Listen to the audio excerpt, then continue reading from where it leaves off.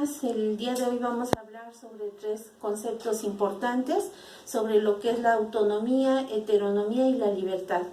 Partiendo de lo que veíamos en lo que son los valores morales en el contexto individual. Recordemos que el contexto individual del adolescente, de nosotros como personas, está involucrado en la cuestión del trabajo, el deporte o el ejercicio, la escuela o el estudio, por supuesto también la diversión o el baile, la parte de las redes sociales, ¿verdad? El grupo de amigos al que nosotros pertenecemos. Todo esto junto con la familia, la religión, la cultura, el arte, forman parte de nuestro contexto individual. Vamos a dar inicio por definir lo que es la autonomía. La autonomía proviene de dos palabras griegas, que es nomos, que significa costumbre, ley, y autos, que significa por sí mismo. Por lo tanto, su significado es darse la ley a uno mismo. En comportamiento autónomo, por lo tanto, es el de la persona que libre y voluntariamente elige las normas por las que rigen su conducta. Implica la capacidad de reflexión, el criterio propio, la voluntad para elegir, incluso en contra de las apetencias. ¿Qué quiere decir esto? Que el valor de la autonomía es aquel que nosotros vamos a darnos a nosotros mismos, la libertad en nuestro carácter, nuestra expresión, la forma de ser, el de saber conducirnos con rectitud por la vida. Dentro de lo que es la heteronomía, que es otro valor importante, para el filósofo Kant, la heteronomía es la voluntad que no es propia del sujeto, sino sigue la voluntad establecida por un tercero. En este caso, aquí les puse un ejemplo, la mamá, ¿verdad?, dándole sugerencias o indicaciones a la niña. Para Immanuel Kant, el filósofo le explica en sus teorías, en las que también buscaba la verdad sobre el comportamiento de las personas en la sociedad y su relación con el ámbito legal. En su época, surgiendo la filosofía contemporánea y la evolución del pensamiento europeo. Recordemos que para el filósofo Immanuel Kant decía que todo está en relación con la razón y la verdad. Todo ser humano se norma en función de eso, del razonamiento y de su propia verdad, aunque no siempre la misma verdad es el concepto que todos tenemos. Dentro de lo que es el tercer concepto que vamos a revisar el día de hoy, es la definición de libertad. La libertad se define como un derecho de la persona a actuar sin restricciones, siempre que sus actos no interfieran con los derechos equivalentes de otras personas. Se define también como la responsabilidad de elección, un acto voluntario de espontaneidad como margen de determinación, como ausencia de interferencia y como liberación frente a algo que realizamos en una necesidad. Recordemos que nuestra libertad termina donde empieza la libertad de los otros, de tal manera que a pesar de que sea un concepto que nos brinda autonomía, que nos da la acción, que nos da la voluntad de poder conducirnos por donde nosotros deseemos de la mejor manera, aún así existen diferentes componentes de la libertad.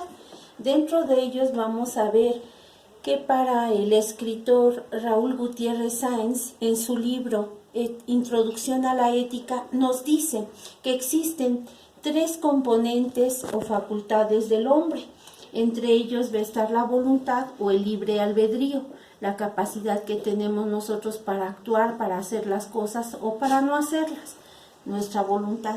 La inteligencia, que la vamos a entender como aquella capacidad que nosotros tenemos para resolver cualquier tipo de problema, no solamente matemático, sino darle una solución de manera razonada ante cualquier situación.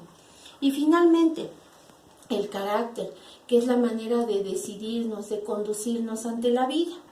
Estas tres facultades de las que nos menciona Raúl Gutiérrez Sáenz en su libro, hace que de alguna manera nosotros podamos comprender mejor que existe una facultad de la inteligencia.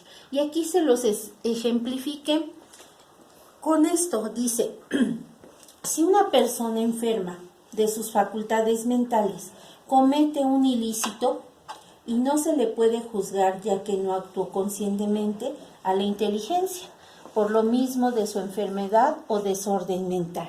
¿Sí? Sabemos de antemano que las personas que padecen de algún problema mental no utilizan la misma coherencia ni el mismo razonamiento para poder actuar de manera independiente, autónoma o libre. De tal manera que tenemos que tener esa capacidad de tolerancia, de paciencia y de saber que de alguna manera esas personas están limitadas en su capacidad intelectual para lograr ese razonamiento. La segunda facultad es la facultad de voluntad. Con un ejemplo dice, si una persona en euforia deportiva sin querer utiliza mucha fuerza y fractura a alguien, no existe la voluntad de hacerlo. Otro caso es cuando por miedo de ser atacado terminas lastimando al agresor. Ahí el temor se convierte en pánico y opaca la voluntad, ¿sí?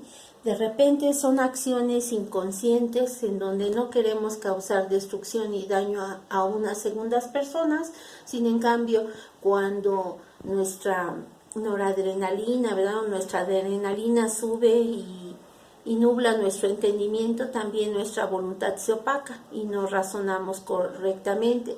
Y ahí es cuando vienen los gritos, los golpes, los insultos, pero es porque la voluntad no se está imponiendo ante la razón. Y finalmente, la facultad de la acción dice que son personas que en momentos de ira y enojo son capaces de tramar un secuestro o quitar la vida. Pero si fue solo un pensamiento, fruto de ese enojo, no se lleva a la acción, no pasa de ser un pensamiento negativo y desaparece. ¿Quiénes van a ser, jóvenes y chicas, las personas que valoren más la libertad? Aquí vamos a tener a las personas enfermas en estado terminal de salud y aquellos que de alguna manera solamente con aparatos médicos están monitoreando su respiración, su ritmo cardíaco y su vida y es artificial meramente.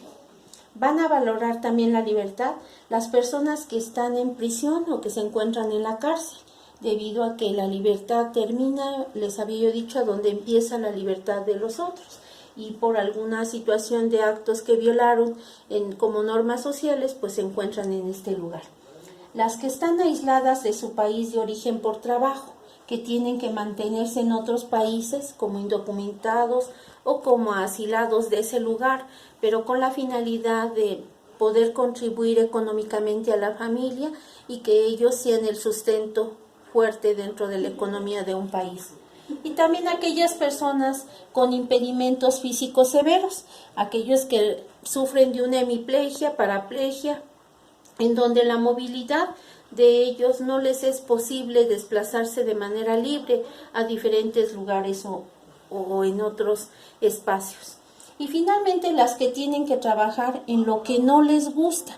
Hay personas que trabajan de manera forzosa en actividades que no son de su agrado.